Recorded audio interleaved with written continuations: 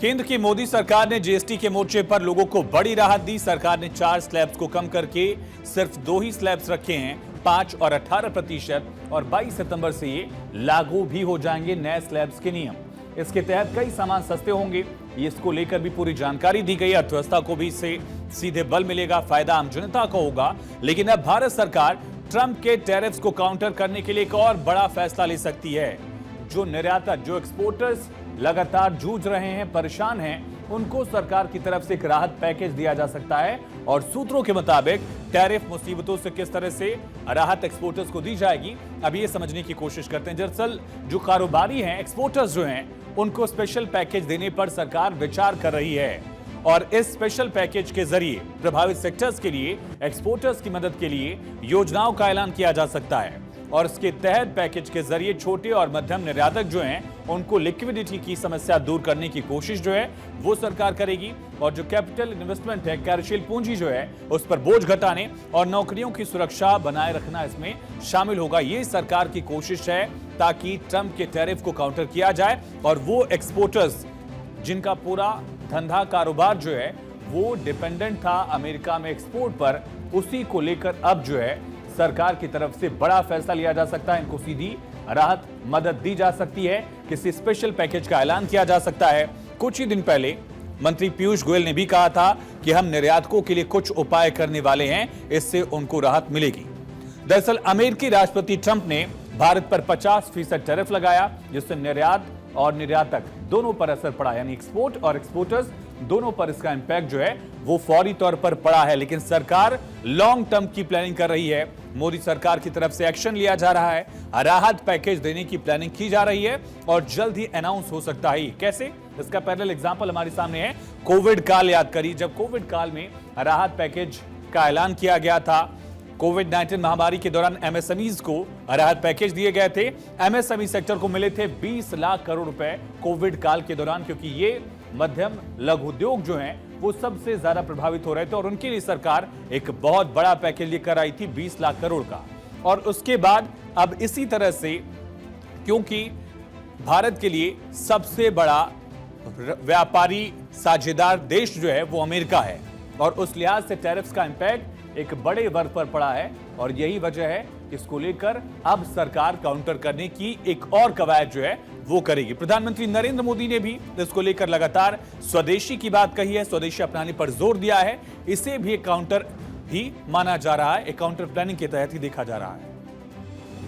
साल के लिए से मैंने वोकल फॉर लोकल, स्वदेशी अपनाने का बड़ा आग्रह किया, आह्वान किया है।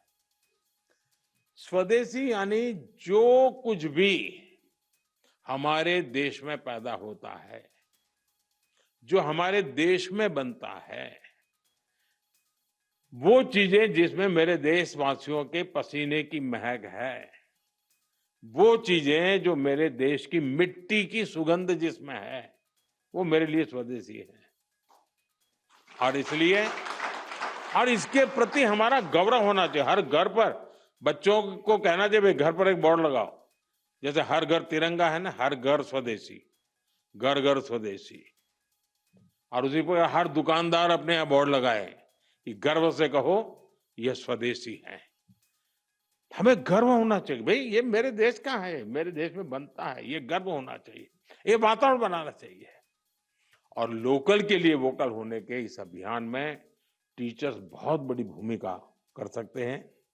हमारे बच्चों को स्कूल, ये प्रोजेक्ट्स और गतिविधियों में मेक इन इंडिया वस्तुओं की पहचान कर सकते हैं। तो पहला तो राहत पैकेज का ऐलान सरकार कर सकती है, स्वदेशी पर प्रधानमंत्री नरेंद्र मोदी लगातार जोर दे ही रहे हैं। और तीसरा जो है वैकल्पिक ऑप्शन तलाशना कि अगर यूएस की तरफ से टैरिफ लगाया गया तो और कौन से देश हो सकते हैं जिनको भारत एक्सपोर्ट कर सकता है। और स्वदेशी पर खास फोकस आप देखेंगे। मेक इन इंडिया कैंपेन लगातार जारी है, आत्मनिर्भर भारत अभियान, प्रधानमंत्री ने लाल किले की प्राचीर से भी इसका जिक्र किया। और पीएम विश्वकर्मा योजना भी इसी के तहत एक अहम है। स्वदेशी रक्षा उत्पादन, भारत आत्मनिर्भरता की तरफ लगातार बढ़ रहा है। एक्सपोर्ट भी भारत का रक्षा क्षेत्र में बढ़ा है। और एमएसएमई सेक्टर पर सरकार की तरफ से फोकस इसका एग्जाम्पल है। और एमएसएमई के मामले को लेकर सरकार की तरफ से कैसे योगदान दिया जा रहा है और इस योगदान का फायदा देश को कैसे मिला, ये समझिए। भारत में कृषि के बाद दूसरा सबसे बड़ा जो सेक्टर है रोजगार वाला, वो एमएसएमई है। 12 करोड़ से ज्यादा लोगों को एमएसएमई सेक्टर से रोजगार मिलता है। जीडीपी में भी इसका 30% से ज्यादा ही योगदान है, यानी एक बड़ा हिस्सा जो है हमारी अर्थव्यवस्था का वो इस सेक्टर से जुड़ा है। कुल एक्सपोर्ट का भी 40 से 46%, लगभग आधे से थोड़ा सा कम जो है वो इसी सेक्टर से जुड़ा है। हस्तशिल्प की बात की जाए, वस्त्र, चमड़ा, रत्न, आभूषण जैसे क्षेत्रों में वैश्विक व्यापार में अहम भूमिका निभाते हैं और इसमें make in India, vocal for local, आत्मनिर्भर भारत जैसे जो अभियान है वो एमएसएमई सेक्टर का बैकबोन है। एमएसएमई सेक्टर मजबूत है और इस सेक्टर जितना मजबूत होगा उतनी आत्मनिर्भरता भारत के लिए रहेगी और उतना ही रोजगार सृजन भारत के लिए होगा और अर्थव्यवस्था उसी तेजी के साथ आगे बढ़ेगी। लेकिन कुछ चुनौतियां हैं और खास करके इस टैरिफ के लिहाज से कुछ चैलेंजेस जो हैं वो अब समझने की हम कोशिश करते हैं कि आखिर चुनौतियां क्या है। वित्तीय संसाधनों तक सीमित पहुंच जो है वो एमएसएमई सेक्टर के लिए चुनौती है। प्रौद्योगिकी और डिजिटल अपनाने में कमी जो है, वक्त से अपग्रेड करना, वक्त से डिजिटलाइज होना बड़ा जरूरी है। बाजार पहुंच और प्रतिस्पर्धा, ग्लोबल कंपटीशन जो है, इसके साथ ही साथ एक और बड़ी चुनौती है नियामक और प्रशासनिक बाधाएं, जिसको सरकार कम करने की बहुत हद तक कोशिश करती रही है। कच्चे माल और चेन सप्लाई की भी एक बड़ी समस्या है और साथ ही सिस्टम सपोर्टनेस की समस्या, कुशल मजदूरों की कमी, स्किल लेबर की कमी, संसाधन की कमी, जागरूकता की कमी, ये ऐसे कई पहलू हैं जिस पर और काम किया जा सकता है और लोगों को भी जागरूक होना पड़ेगा। खास करके एमएसएमई सेक्टर से जुड़े जो लोग हैं उनको डिजिटलाइज करना बड़ा जरूरी है, उनके लिए स्किल लेबर मिले ये जरूरी है, उनके लिए सप्लाई चेन हो, उनके लिए पहुंच हो, ग्लोबल एक्सपोर्ट के लिए उनके पास ऑप्शन हो, ये बड़ा जरूरी है। कुल मिलाकर कहें तो स्वदेशी की बात तो अच्छी है, लेकिन देश का विकास इसके जरिए तेजी से आगे बढ़ सकता है। महात्मा गांधी भी स्वदेशी की वकालत करते थे और पीएम मोदी भी स्वदेशी की बात कर रहे हैं, यानी स्वदेशी है भारत की ताकत और आत्मनिर्भरता इसमें बड़ा योगदान निभाएगा।